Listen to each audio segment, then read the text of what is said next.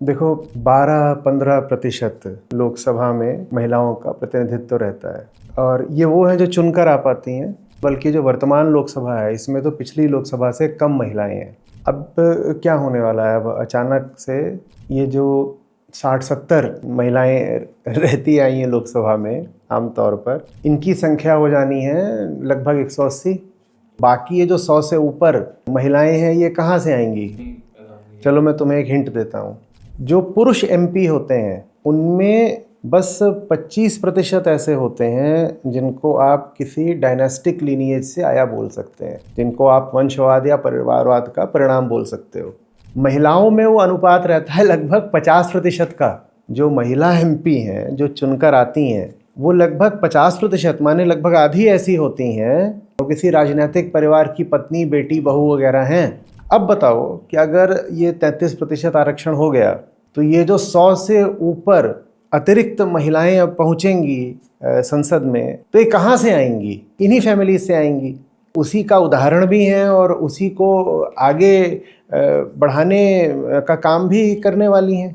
तुमको वो सरपंच फिनोमिना पता है ना, कि जो सीटें पंचायतों में आरक्षित हो जाती हैं महिलाओं के लिए, तो वहाँ पर जो पुराने रसूखदार लोग होते हैं वो अपनी बेटी, पत्नी, बहू किसी को खड़ा कर देते हैं, वो सरपंच बन जाती है कागजी तौर पर। वास्तविक सरपंच तो पुरुष ही रहता है। इसी तरीके से 50% तो जो महिलाएं संसद पहुंच रही हैं वो पहुंच ही इसीलिए रही हैं क्योंकि उनको पुरुषों ने भेजा हुआ है। उनके पिता के कारण पहुंच रही हैं, उनके पति के कारण पहुंच रही हैं। और यही सब जो पितृसत्तात्मक वंशवाद है ये और बढ़ जाएगा इस रिजर्वेशन के बाद। तो इसमें जो पुरानी परंपरा और व्यवस्था है उसको किसी तरह की हानि नहीं होने वाली, बल्कि वो तो और प्रसन्न हो जाएगी, क्योंकि अब उसको ये कहने को भी मिल जाएगा कि देखो हम तो कितने उदारवादी हैं और हम महिलाओं के पक्षधर हैं, हमने उनको 33% आरक्षण दिया।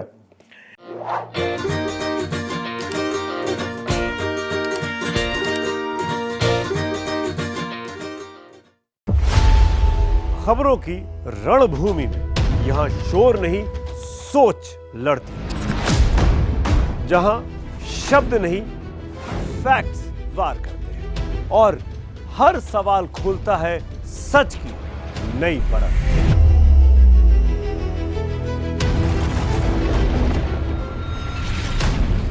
चक्रव्यूह आपके अपने सुमित अवस्थी के साथ सोमवार से शुक्रवार शाम 6:57 पर टाइम्स नाउ नव भारत पर।